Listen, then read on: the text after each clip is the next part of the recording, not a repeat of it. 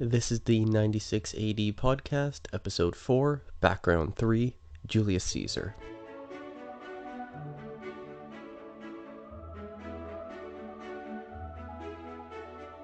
I apologize in advance because I'm going to cover the history of Rome from 100 to 49 BC, and some of the politics involved are extremely complicated but also very crucial, and I'll try my best to explain them all in only this one episode. This will be very challenging, and I'll miss out a lot of stuff. Feel free to ask me questions afterwards. Stay tuned to the end, and I'll tell you how. Last time I left you with Gaius Marius, at the top of the world and at the end of 5 consecutive consulships. There are a lot of points in history in which you could claim that the Republic had died. It's true that the Republic is somewhat around until Augustus, but I've seen many people talk about one event or another as a time when the Republic truly died. Some call attention to the unprecedented political violence surrounding the Gracchi. Some choose Caesar's march on Rome in 49. Some choose Caesar's role as dictator for life in 44. Some even go all the way back to the simultaneous sacking of Carthage and Corinth. It's truly the case that by the end of the Republic, it doesn't seem to be a functional system. Whatever your opinion may be, however, I believe that 100 BC marks the latest possible that you could describe the death of the Republic. Let's keep in mind the goals of the Republic as outlined in episode 2. This was that the Republic was designed to not provide one man with unchecked power. Marius had this.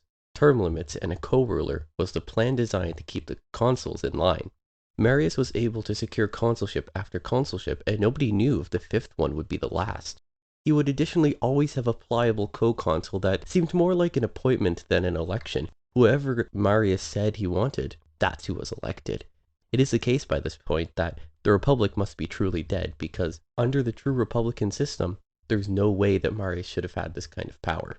The Republic will go on until the 20s BC, but at this point, the Republic as an institution is not working properly. I can't tell you the single event or the single piece of legislation that caused it to die.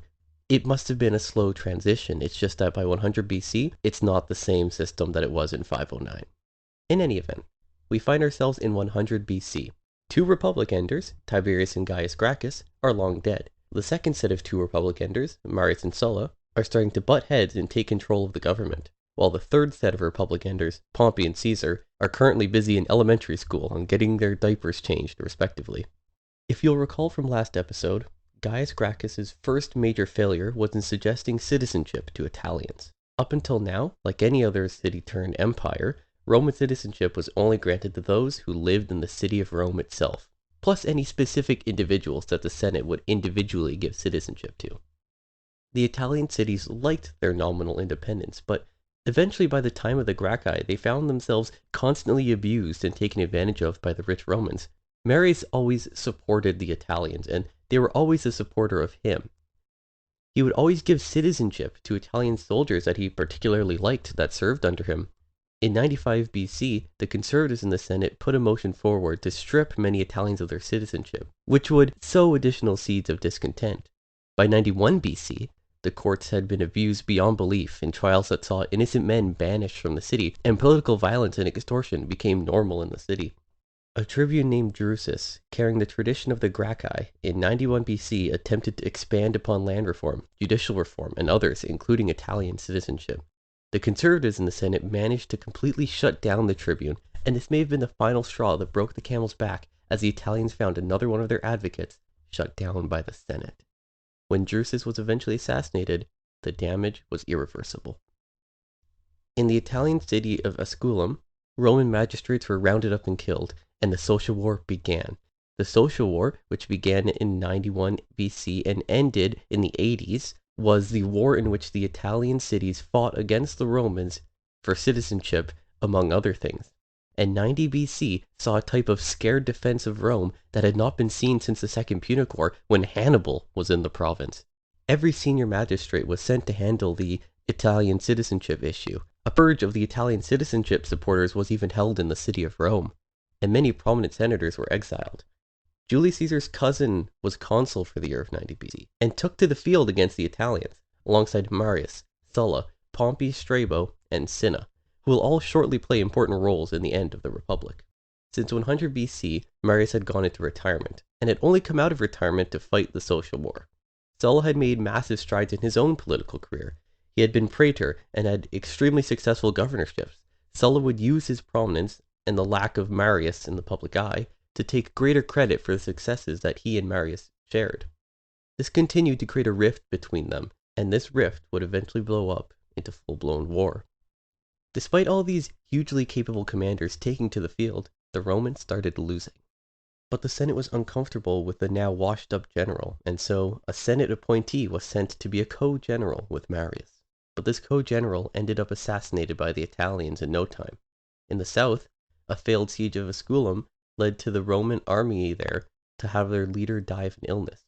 The army would then be led by Pompey Strabo, the father of our fifth republic ender, Gnaeus Pompeius. We will henceforth refer to him as Pompey. Pompey would have been just a teenager at the time, but already seeing prominence in the military. After these defeats, the consul Caesar decided to pass a bill that would grant Italian citizenship. But the bill would have them have effectively no sway in elections going forward. This was acceptable to the Senate, and so it passed easily. And soon, senators were hopping over each other to show more support for the Italians because that became the new cool thing. In 89 BC, Pompey Strabo was elected consul, and he himself would grant citizenship to northern Italians.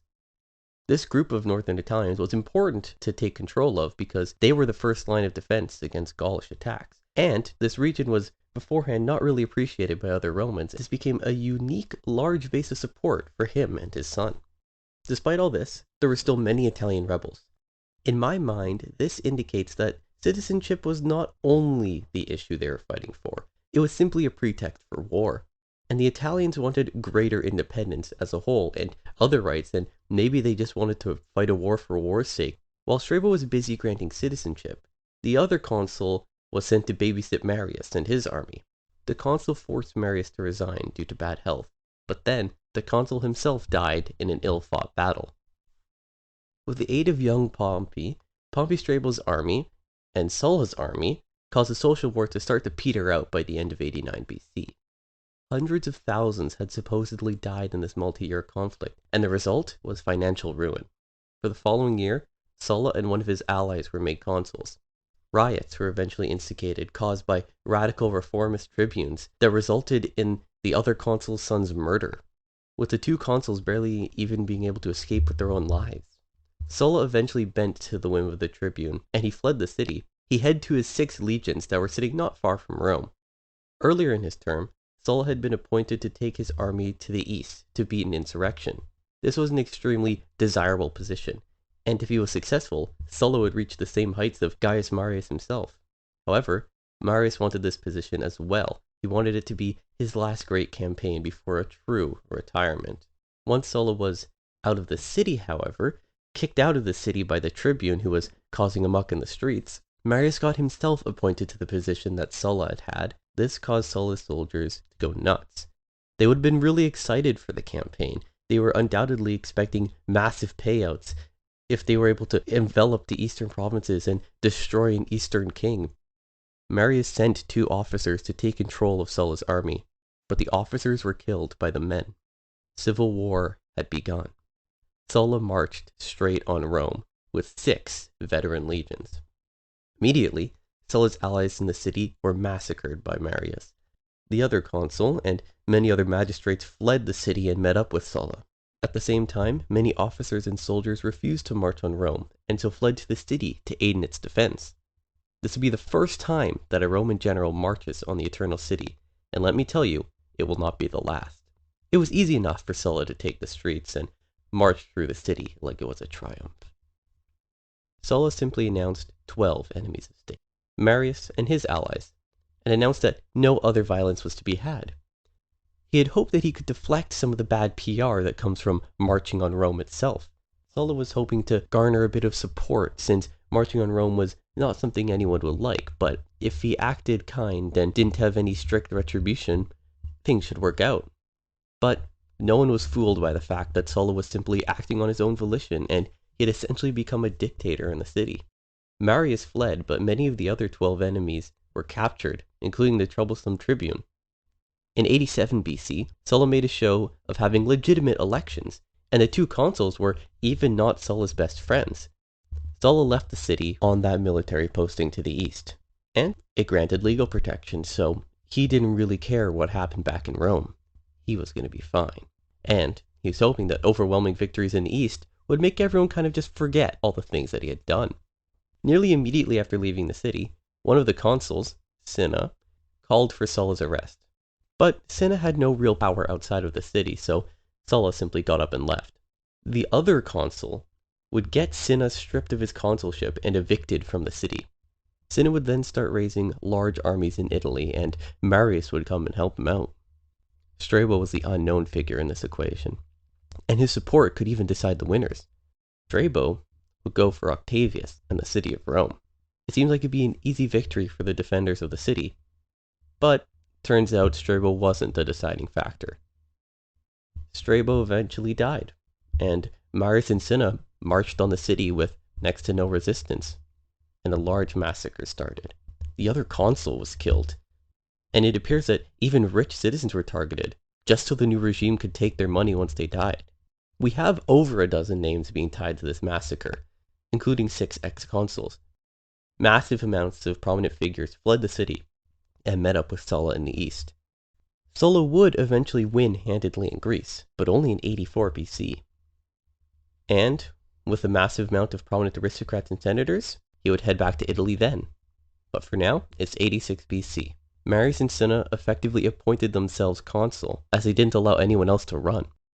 But a few weeks after taking his 7th consulship, Gaius Marius died of natural causes. Cinna was now effectively a monarch. In all honesty, I could describe him as the 9th Republic killer, but in my mind he's looped in with the larger story of Marius and Sulla. In any event, Cinna found himself in financial ruin, and given that he relied on the new Italian citizens for support, his administration would not continue while they were in economic disaster. Cinna became quite unpopular, especially with the troops, who no doubt would have preferred to fight with the massively successful Sulla. Cinna would eventually get killed by his troops suddenly in 84 BC, after 4 straight years of being consul. Cinna's allies then consolidated power and pulled their troops out of Greece and tried to hold Italy itself to defend against Sulla, but Sulla arrived in Italy in 83 BC, and 2 young men flocked to his banner, Pompey and Crassus. Crassus will fit in later in the story. What's incredible is that Pompey was only in his 20s and had never held public office. He simply carried on after the death of his father, and used the war to do things otherwise impossible, like a modern-age Scipio Africanus. Pompey's personal connections and influence, and nothing else, afforded him great power in Italy. Sulla would eventually gain control of Italy and eventually Rome. Pompey and Crassus, loyal lieutenants, would each personally win battles on behalf of Sulla and would propel their careers incredibly forward. Sulla arrived in Rome, a Rome cultivated by Marius and Cinna to be devoid of Sullan support, and he aimed to cull all the Marians, which would have been most of the city. Sulla arranged for a large number of prominent men to be killed, and their money and estates be seized in what we call the proscriptions. Hundreds of names would appear in the forum each day. When your name appeared in the forum, you were officially stripped of citizenship and all rights, and any man who brought your head to Sulla would get a portion of your wealth and land.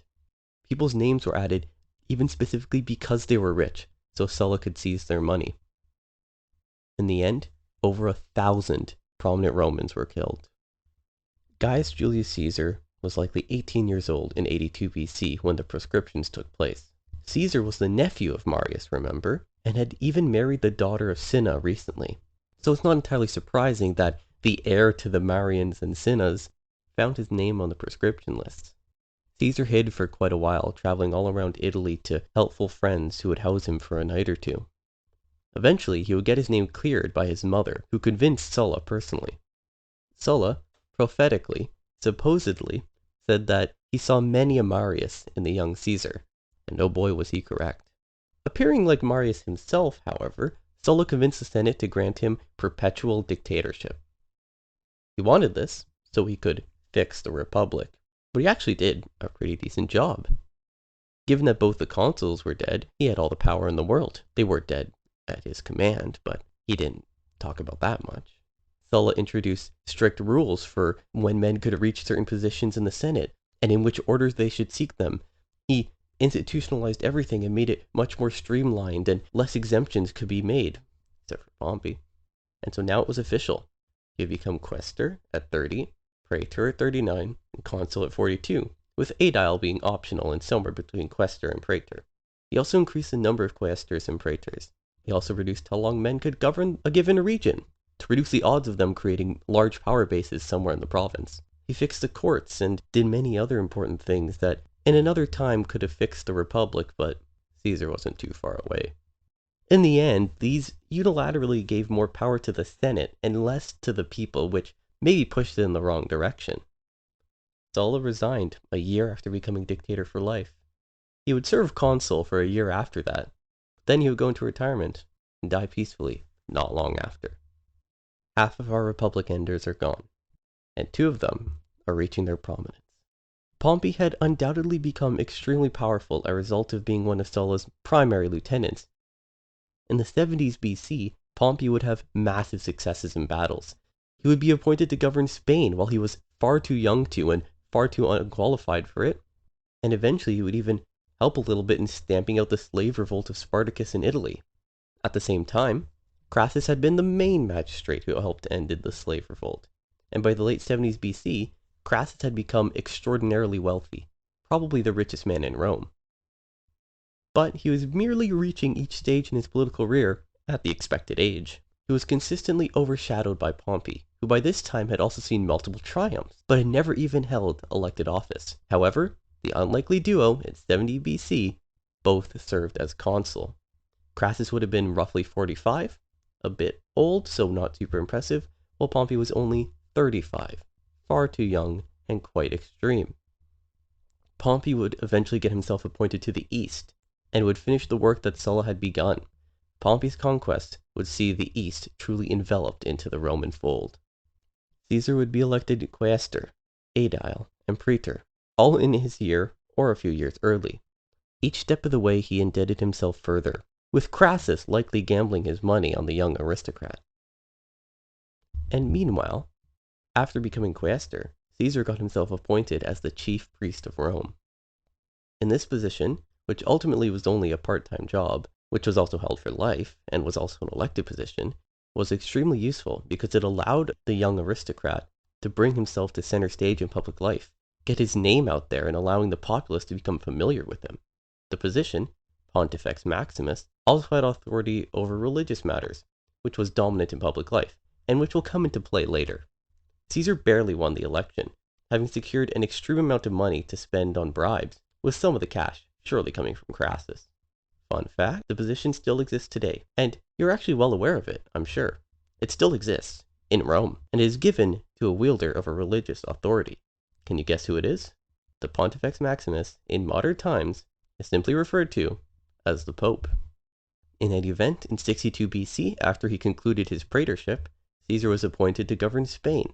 This was his first true means to make some money, and he did. And he also won some battles. He won enough battles to be eligible for a triumphal procession in the city. By 61 BC, Pompey was back in Rome, and had celebrated his 3rd triumph after securing many new territories for Rome. For several years, he had trouble passing legislation through the Senate to grant land for his veterans. At the same time, Crassus was struggling to get tax collectors bailed out, and it was costing him profits. Caesar returned to Rome in 60 BC, and aimed to hold a triumph and then become consul. However, successful haggling by the Senate made Caesar have to choose between running for consul and having a triumph, because you couldn't hold a triumph while you're a private citizen, but you had to be a private citizen to run for consul, and they made the consular elections before the date of his triumph. The obvious choice was to take the triumph. The ceremony was rarely awarded. It was exceptional for anyone, especially of his age, to get one, aside from Pompey, and Caesar could simply run for consul next year. Caesar defied all logic. He entered Rome and decided to run for consul, and threw away a triumph. Caesar's year as consul is probably one of the most consequential years in human history, as it propelled him from average successful politician to a juggernaut of Roman politics. Caesar was able to handedly win the election, but a conservative candidate named Bibulus was his co-consul. Caesar then struck a deal with Pompey and Crassus to make sure he was successful in office.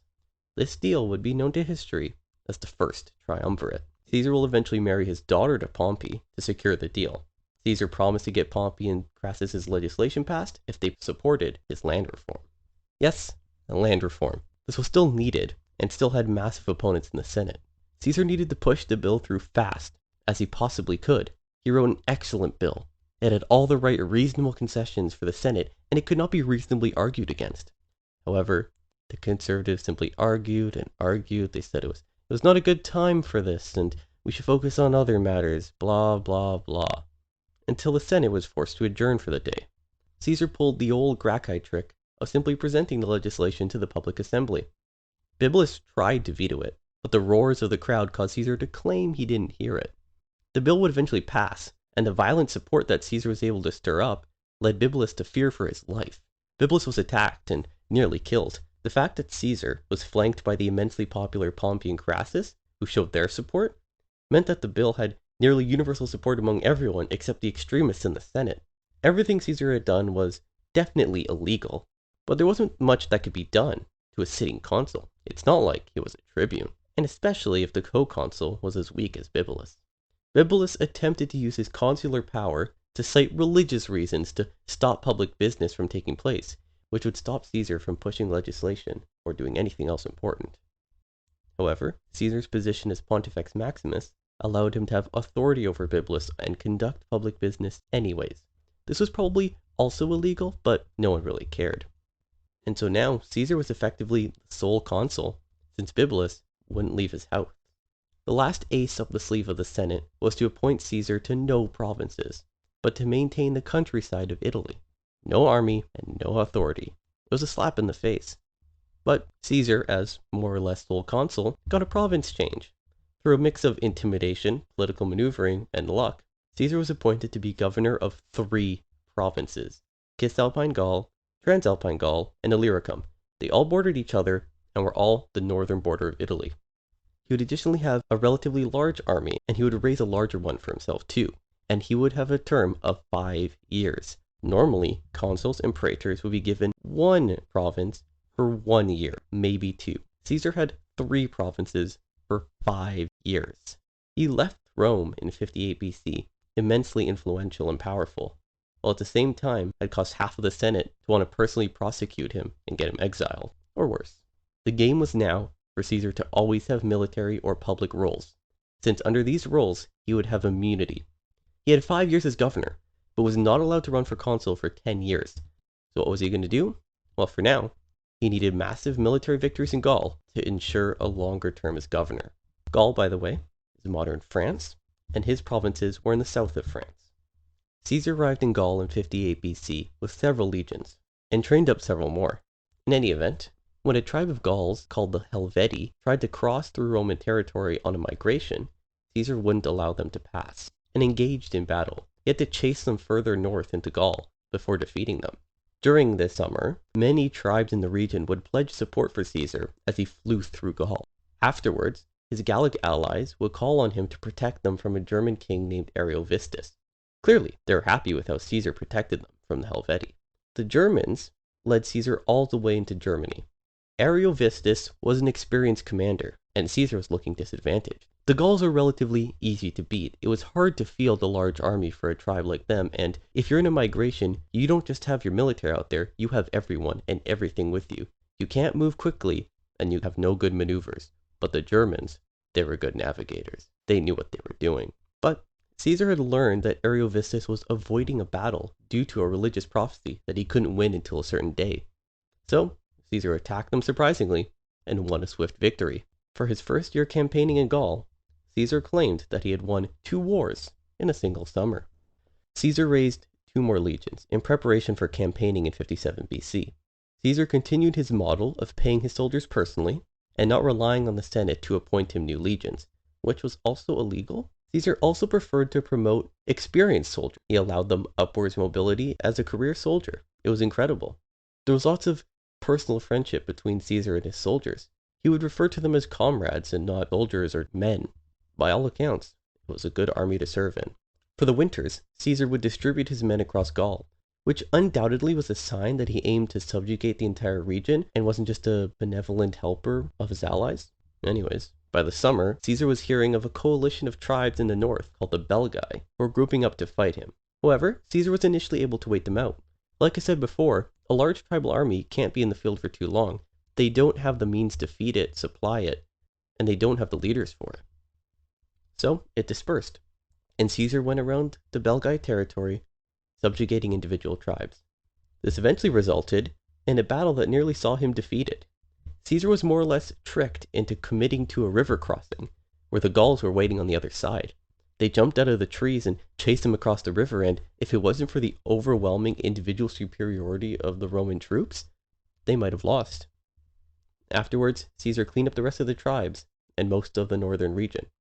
In 56 BC, Caesar mopped up more resistance in western Gaul, and most of the region, from the Mediterranean to the Atlantic to the English Channel to the Rhine, was under Caesar's control, however shaky control. During the last few years, Caesar had seen massive victories, multiple massive victories. He had been continually sending reports back to Rome, no doubt garnering lots of praise and support from the Romans who gobbled up the propaganda that Caesar was definitely feeding them. He was seen as a hero and was close to rivaling Pompey in terms of success. Speaking of Pompey had been in Rome for the last little while, since Caesar has departed. Rome had become a mess. Street mobs run by senators had become the norm, and it was quickly devolving into anarchy. An extremely controversial event was one that I hinted at a couple episodes ago. Publius Clodius Pulcher had gotten Caesar himself to oversee Clodius' transition from a patrician to a plebeian, just so he could run for tribune. By all accounts, Clodius' effect on Roman politics is immense. He definitely contributed much more directly to the end of the Republic than several of the Republic enders. He likely should be on the list alongside Cinna, but is also overshadowed in my eyes by Caesar and Pompey. In any event, Clodius became the most consequential tribune since the Gracchi, had passed a crazy amount of legislation, and his personal power rivaled that of Caesar when he was in office as consul. After his term, Clodius would continually lead street gangs in Rome, fighting for a reformist cause and tangentially supporting Caesar. Another senator, named Milo, fought for the conservative side with his own gang of street thugs. There was never a cease to the street violence. New bodies were piling up in the streets as the gangs battled it out every day. In 56 BC, Caesar, Pompey, and Crassus met in Italy in a town called Lucca to discuss politics. The three men, the triumvirate, had been dominating politics ever since the consulship of Caesar a couple years ago. They met in the city in Italy to discuss plans for the future. They agreed that Pompey and Crassus should be consul for 55 BC, and then they'd get important provinces for 54 BC, extreme commands like that of Caesar. Crassus would get a 5-year position in Syria, and Pompey would get a 5-year position in Spain. Crassus was hoping for a large military success, where Pompey decided that he was at the end of his military successes, and he would govern from Rome, which was atypical, so that he could stay politically active in the Senate. In return, they would make sure that Caesar's governorship would be extended until 49 BC, so he could run for consul then. This plan was no doubt created to split up the three triumvirs because it would come to a point where they didn't need to be allies anymore and instead were rivals for power. The three of them were the most influential people in the entirety of Rome. Maybe they didn't need each other's support. But if everyone had 5-year commands out in the province, that's 5 years where they didn't need to butt heads. In 55 BC, Caesar saw insurrections in Gaul, and once he stamped them out, he decided to take an expedition to Britain. This expedition failed entirely. It was launched late in the year, so the weather never agreed with Caesar, and he had to return back extremely quickly after no success at all.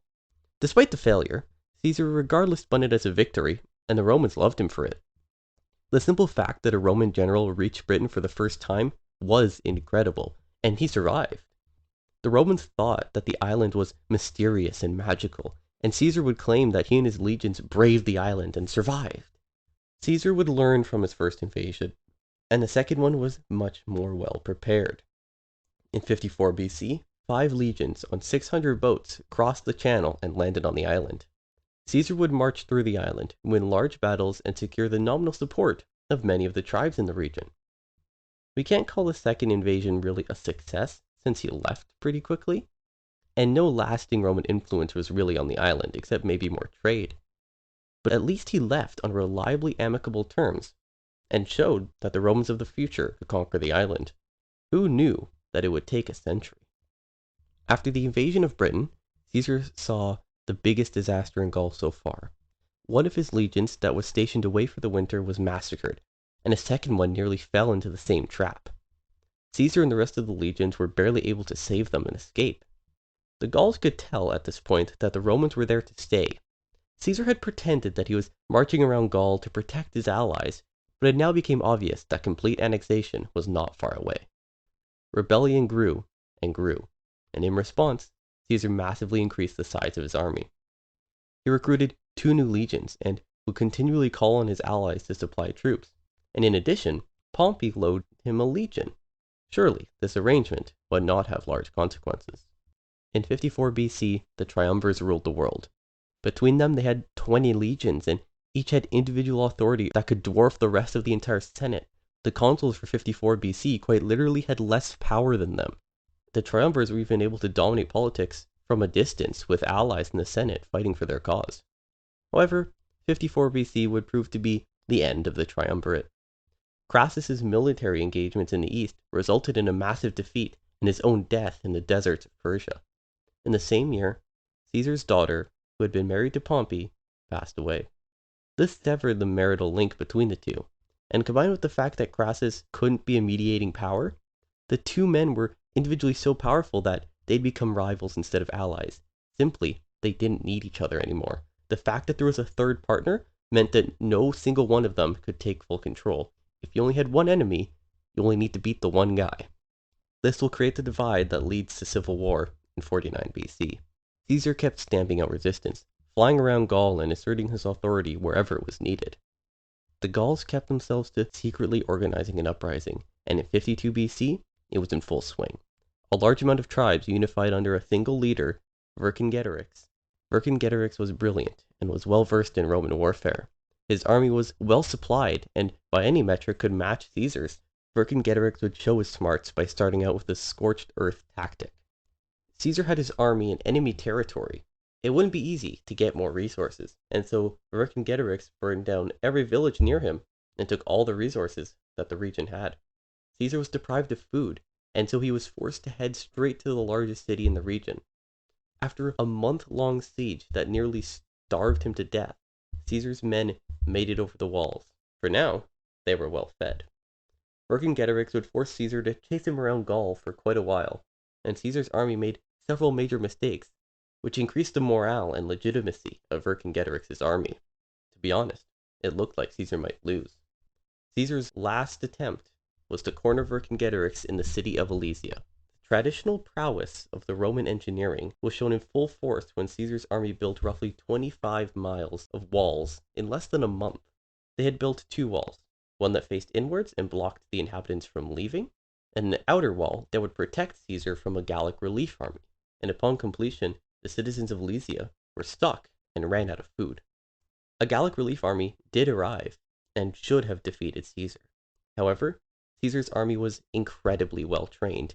They had been fighting together for nearly a decade, and at this point had a massive amount of officials that were talented and capable, which was atypical for a Roman army, which was usually staffed with random amateur aristocrats hoping for the PR success of being in a battle. Caesar's legates were all very capable. The competence of the army allowed small contingents to defend sections of the walls autonomously. But it all came down to a gamble. The Gauls had broken the outer wall and were marching in. Caesar personally led a cavalry charge alongside our 7th Republic ender, Mark Antony. The cavalry charge surprised the Gauls, and the relief army thought that a Roman relief army had come, so they fled. The inhabitants of the city were starved and surrendered. Vercingetorix was taken prisoner, and as far as anyone was concerned, Gaul was under the control of Gaius Julius Caesar. Backpedaling a bit, in 53 BC, Pompey was effectively in control of Rome. Crassus was dead in the east, and Caesar was suppressing the building conspiracy in Gaul. Pompey was the only triumvirate in the city, and had so much personal gravitas. Pompey personally oversaw the election for 53 BC, and the winners were corrupt. Milo and Clodius were still on the streets causing havoc, fighting each other, until a fateful brawl resulted in Clodius's death and Milo's exile. Pompey was then invested by the Senate with ultimate power. He was given the authority to save the Republic by any means. Dictator as a position was avoided for bad PR, so Pompey was simply made sole consul for 52 BC. If you disagreed with me on 100 BC being the latest you could describe the end of the Republic, 52 BC sure seems like a good year. The Republic was simply not the same institution that Lucius Junius Brutus created in 509. We can both agree it's over by now. Pompey was consul with no colleague, and he was appointed. There was no vote. The basis of the Republic was over. In Gaul by 50 BC, serious fighting had ended. By this time, Caesar's personal wealth dwarfed small countries, and his influence was even greater. Caesar and Pompey were each individually so powerful that day by day it was seeming more and more like Marius and Sulla.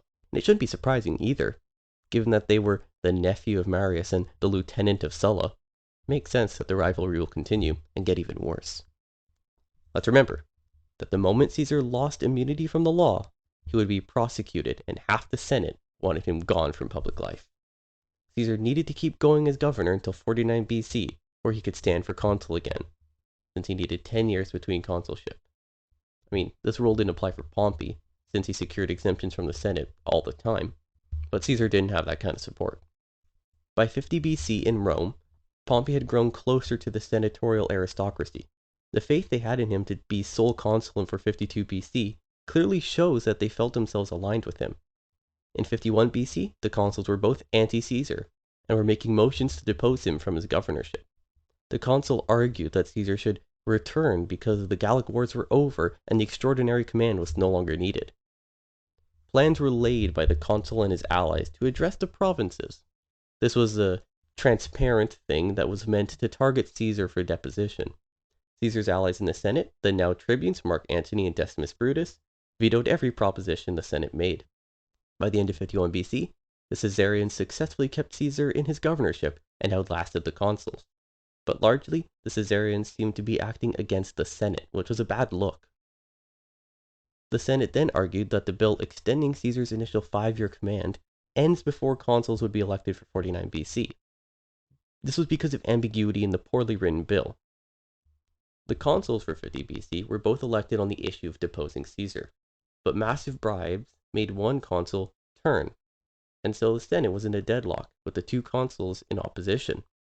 The Senate couldn't pass meaningful legislation. Any anti-Caesarian legislation was blocked by the consul and the tribunes, and there was no hope for any sort of Caesarian legislation to pass.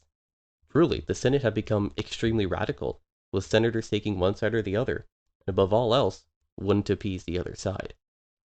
In the summer of 50 BC, Caesar was still in command, and the elections weren't too far away. A routine bill in the Senate had support from both sides. Since the defeat of Crassus in the east in 54 BC, the east needed reinforcements. The Senate decided that Caesar should send a legion, and that Pompey should send a legion. This was fair, wouldn't disadvantage one side too much, make everyone comfortable. Caesar prepared his legion to leave, when Pompey pulled a fast one. Remember that legion that Pompey had loaned Caesar? Pompey chose to send that one. Suddenly, Caesar became extremely uncomfortable because he would be losing 2 full veteran legions. This would give Pompey the advantage if a war broke out. Caesar instead bought the support of 2 legions. Then, he took his favorite legion and marched on Italy. Things started to heat up in Rome extremely quickly. Suggestions were made that Caesar and Pompey should resign simultaneously. The Caesarians would have been willing to agree with this, but the Pompeians refused, even though it was the best choice they had. Rome nearly exploded when rumors started circling that Caesar had 4 legions in northern Italy. Turns out, he only had 1, and he only needed 1.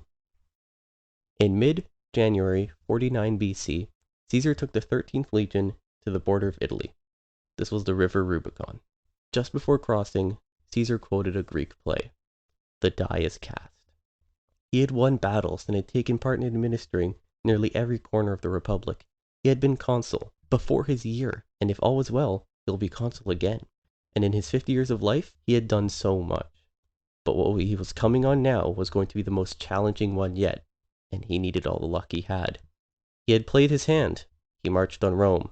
The die is cast. Let's see what happens. I've heard many people talk about why Caesar marched on Rome in 49 BC. Many, especially ancient writers that are writing centuries after the death of Caesar, decided that it was what Caesar wanted all along. They would argue that Since being a child, Caesar wanted to be a monarch, and they would point to everything he had ever done as proof of that. I'm of the opinion that it was simply a savvy political decision, that it was a result of the Roman system. In Adrian Goldsworthy's biography of Julius Caesar, he went on at length in nearly every chapter about how the Roman politicians were above all else selfish. There were no parties, and there were rarely lifelong allies. The truly powerful and successful Romans would take whatever path gave them the most power and wealth. Bribery, extortion, and other unethical practices took place everywhere in every single election without fail. Every move was political, every decision. No one did anything for altruistic reasons. And even if you didn't bribe anyone personally, your supporters would bribe people on your behalf. Simple as that. And if you didn't bribe someone, someone else would. And if you want to make good change, you have to stoop to their level. So I don't believe that Caesar wanted to be king all along, and that maybe it came along later. Many writers go so far as to describe him as seeking monarchy as a teenager. This just doesn't seem reasonable. Caesar was undoubtedly extremely ambitious. He wanted to be consul. He wanted to be a war hero. He wanted to be the most important Roman, perhaps like Uncle Marius. Caesar's march on Rome was simply a result of the fact that he had to do it. If he did not do it, his political career would be over, and that was the most important thing for him. He believed that he had done great things for the Republic, and this is true. Among others, he had added all of Gaul to the empire and pushed extremely important legislation like land reform. Caesar is exceptionally skilled in all military matters, and especially in backroom politics. By the time he wins the civil war that he's just started, he will outgeneral the best generals and outpolitician the best politicians. Now, this is all a very kind view of Caesar, but let's go the other way too. By all accounts, Caesar was quite egomaniacal. He felt entitled to higher offices and to every title that was given to him. He was vain and surely acted like a tyrant ever since he was a quaestor. Yes, Caesar marched on Rome as a result of the bickering Senate, as a result of their political attacks on him that were personal. And yes, the Senate forced him to do it. However, Caesar's illegal activity as consul and provocative activity throughout his whole life caused the Senate to do that. It was Caesar's own fault that the Senate was after him.